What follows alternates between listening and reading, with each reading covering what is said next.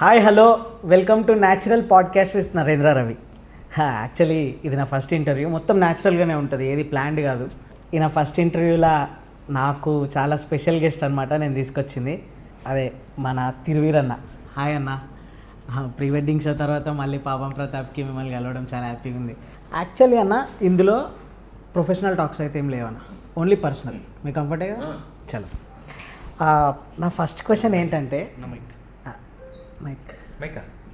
మరి ఇది అంటే యాక్చువల్లీ ఇవన్నీ ఎస్థెటిక్స్ కోసం అన్న. అంటే ఫస్ట్ ఇంటర్వ్యూ కదా, కొంచెం ఇంప్రెషన్ కొట్టేద్దామని. మీకు కాన్సన్ట్రేషన్ మొత్తం దీని మీదే ఉండాలి. Okay okay. నా ఫస్ట్ క్వశ్చన్ ఏంటంటే అన్న, రీసెంట్గా మీ పోస్ట్ ఒకటి చూసిన అన్న, మీకు బాబు పుట్టిండు, మస్తు ఖుషానా అన్న. మరి దావత్ పిలవలే అన్న.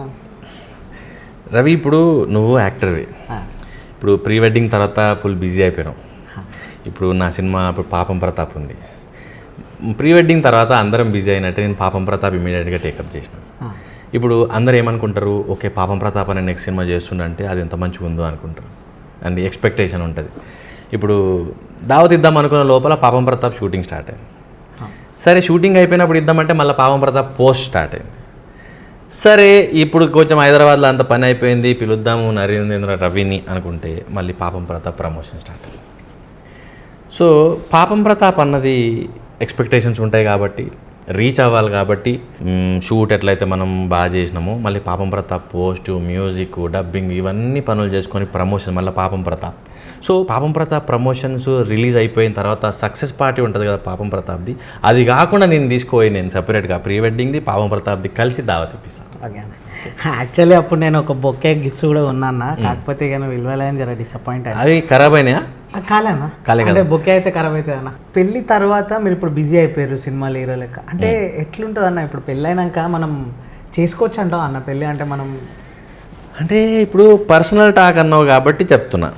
ఇప్పుడు పెళ్ళి అన్నది ప్రతి వ్యక్తి జీవితంలో ఒక ఇంపార్టెంట్ ఇది. అవునన్న. అయితే పెళ్ళి నథింగ్ బట్ తోడు. పాపం ప్రతాప్లో కూడా ఎట్లయితే ప్రతాప్కి బుజ్జమ్మ ఉంటుందో అట్లా. సో మనకి పెళ్లి చేసుకున్న తర్వాత ఆలుమగలు ఎలా ఉండాలి, బాధలు కష్టాలు ఉన్నప్పుడు ఎలా ఉండాలంటే ప్రతాప్ బుజ్జమ్మని చూసి నేర్చుకోవచ్చు. ప్రతాప్ బుజ్జమ్మ. సో అట్లాగా నేను పెళ్లి చేసుకున్నాను, కానీ ఎప్పుడైతే ప్రీ వెడ్డింగ్ తర్వాత బిజీ అయ్యానో పాపం ప్రతాప్ షూటింగ్ మళ్ళీ పోస్ట్ ఇవన్నీ తనకు ఎక్కువ టైం ఇవ్వలేకపోతున్నాను. సో ప్రతాప్ బుజ్జమ్మని ఎంత ఇష్టపడతాడో నేను మా వైఫ్ని అంతే ఇష్టపడతాను. సో బుజ్జమ్మ ప్రతాప్ని ఎంత ఇష్టపడుతుందో మా వైఫ్ నన్ను ఎంత ఇష్టపడుతుంది. ఒక 15-20 సెకండ్స్ ఒక బ్యూటిఫుల్ ఒక సీన్ ఉంటుంది, అది చూస్తే సినిమా మొత్తం చూసిన తర్వాత లైక్ ఒక ఫుల్ మీల్స్ తిన్న తర్వాత ఒక కిల్లి వేసుకుంటే మజా వస్తుంది చూడు, అది పాపం ప్రతాప్ ఇస్తుంది. నాకు ఫేవరెట్ ఆ 15-20 సెకండ్స్ ఏదైతే క్లైమాక్స్లో డైరెక్టర్ చెప్పిండో పాపం ప్రతాప్లో, అది చాలా ఒక మంచి సినిమా చూసిన అనిపించేటట్టు చేస్తాను. అవునా, రీసెంట్గా నేను టీజర్ కూడా చూసిన, మస్తు ఉండే అన్న. సో ప్రతాప్ బుజ్జమ్మల మధ్య ఉండే ఆ లవ్ చిన్నప్పటి నుంచి చివరి వరకు అండ్ చివరిలో ఇచ్చిన ఒక కంక్లూజన్ ఏదైతే ఉంటుందో మజా వస్తుంది. ఓకే, అది ప్రతాప్ బుజ్జమ్మ చెప్పిన విధానం నాకు బాగా నచ్చింది. నైస్ అన్న. ఇప్పుడు నేను ఇవన్నీ నువ్వు అడిగిన క్వశ్చన్ నేను ఆన్సర్ చెప్పినా లేదా నీకు డౌట్ ఉంది, కానీ నేను ఇవన్నీ చెప్పాలని చెప్పట్లే, ప్రమోషన్ లేకపోతే పాడ్కాస్ట్ అని చెప్పట్లే. ప్రతాప్ బుజ్జమ్మలను ఆ క్యూట్ ఒక జర్నీ లవ్ స్టోరీ చూస్తే పెళ్లి చేసుకోవాలా లేదా నీకే అర్థమవుతుంది. అంటే ఇప్పుడు మనం ఇంటర్వ్యూ స్టార్టింగ్లా కొంచెం పర్సనల్ స్పేస్లో అడుగుదాం అనుకున్నాం కదా. అడుగు. అంటే కొంచెం మీరు ఆన్సర్స్ చెప్పేటప్పుడు కొంచెం పాపం ప్రతాప్ గురించి ఎక్కువైతుంది, ప్రొఫెషనల్ స్పేస్ లేదు ఈసారి పోను చెప్తా. ఇప్పుడు నార్మల్గా మార్కెట్లో మీ గురించి టాక్ అయింది, అరే ప్రతాప్ అని సారీ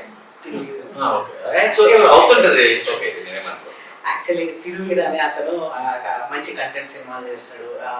మసూదా కానీ, ప్రీ వెడ్డింగ్ షో కానీ, సినిమా కానీ, ఇవన్నీ అంటే ఇప్పుడు కంటెంట్ ఓరియంటెడ్ సినిమాలే కాకుండా జనరల్ ఇప్పుడు మా లాంటి ఫ్యాన్స్ ఉన్నారు అన్న.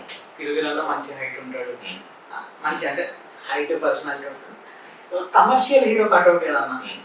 కమర్షియల్ సినిమాలు ఎప్పుడు చూస్తాం మనం అంటే పర్టికులర్గా కమర్షియల్ అంటూ ఏముండదు, డబ్బులు వచ్చింది ఏదైనా కమర్షియల్. ఇప్పుడు లిటిల్ హార్ట్స్ కమర్షియల్ సినిమానే కదా కదా, రాజు వేసిన అబ్బాయి కమర్షియల్ సినిమా ఈటీ వాళ్ళు తీసి మళ్ళీ పాపం ప్రతాప్ ఇప్పుడు ఆలేదు.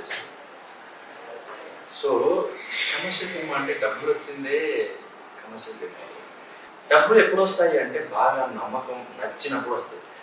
ప్రతాప్కి బుజ్జమ్మ అంటే ఎంత ఇష్టమో నాకు కూడా కమర్షియల్ సినిమా అంటే అంతే ఇష్టం. ప్రతాప్ వాళ్ళ నాన్న కొడుకుకి ఎంతగా సపోర్ట్ ఇచ్చి నిలబడతాడో నేను ఒక మంచి సినిమాకి అలాగే సపోర్ట్ ఇచ్చి నిలబడతాను. సో ఏదో ఒక రోజు బుజ్జమ్మ వెనక్కి వస్తుందన్న నమ్మకం ప్రతాప్ ఎట్లుందో, ఏదో ఒక రోజు నా సినిమాకి డబ్బులు వస్తాయని నేను బలంగా నమ్మిన అది పాపం ప్రతాప్ అని నాకు. రీసెంట్గా ఒక ఈవెంట్లో పాపం ప్రతాప్ పాపం ప్రతాప్ ఈవెంట్ అన్న, అవును గుర్తుందన్న. ఆ ఈవెంట్లో మీరు కొంచెం ఎమోషనల్ అయ్యారు కదన్న, మా అందరికి సాడ్ బీజిఎం పాపం అనిపించింది అన్న. ఆ ఎమోషనల్ ఫేజ్ని యాజ్ అన్ యాక్టర్గా మీరు ఎట్లా డీల్ చేస్తారన్న? ఇప్పుడు ఎమోషనల్ ఫేజ్ ఏదైతే ఉందో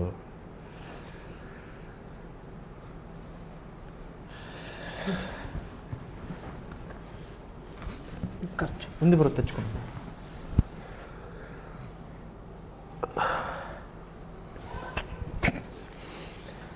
ఎమోషనల్ ఫేజ్ అన్నది బుజ్జం వెళ్ళిపోయిన తర్వాత ప్రతాప్ ఒక ట్రమాటిక్ ఫేజ్ ఏదైతే ఉంటుందో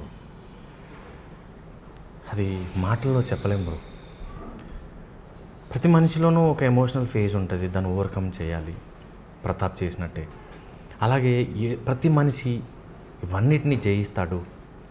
ప్రతి మనిషిలోనూ అన్ని రకాల ఫేజెస్ ఉంటాయి. పాపం ప్రతాప్కు ఉన్నట్టే వాడిని పాపం అంటూ ఉంటే వాడు దాన్ని ఓవర్కమ్ చేసి వీరప్రతాప్ ఎలా అయ్యాడు అన్నదే మన పాపం ప్రతాప్లో చెప్పాను. అన్న చాలా థ్యాంక్స్ అన్న మీరు ఇంటర్వ్యూకి వచ్చినందుకు. ఇట్స్ ఓకే నరేందర్, నువ్వు కాబట్టి నేను ఇంత పర్సనల్గా చెప్పాను, లేకపోతే అంటే మీ ఎమోషనల్లో కూడా ఇంత ప్రొఫెషనలిజం ఉంటుందని నేను ఎప్పుడు ఎక్స్పెక్ట్ చేయలేదన్న. చాలా బాగా చెప్పారన్న. నువ్వు ఎమోషనల్ అవుతున్నావు లేదా? ఓకే, ఇంకొకసారి ఇంటర్వ్యూ అని నేను ఏదైనా ప్రోగ్రామ్ చేస్తే నన్ను చెప్పు తీసుకొని కొట్టండి అన్న బ్రో, ప్లీజ్. వద్దన్న ఆన్సర్ అన్న, నేను తిరువీర్ అన్నని క్వశ్చన్స్ అడగాలనుకుంటే నన్ను ప్రతాప్ వీర ప్రతాప్ కానీ అరే ఎవడన్నా నన్ను ఇంటర్వ్యూ ఇంకొకసారి చేయమని చెప్తా, అప్పుడు చెప్తారా మీ పని కాదు బ్రో. ఇలానే ఫ్రస్ట్రేట్ అవుతాడు బ్రో. ప్రతాప్ కూడా వాళ్ళ నాన్న మీద వెళ్ళిపోయావు ఇంతే స్పీడ్కి వెళ్తాడు బ్రో ప్రతాప్ చివర్లో, కానీ ప్రతాప్ గెలుస్తాడు బ్రో.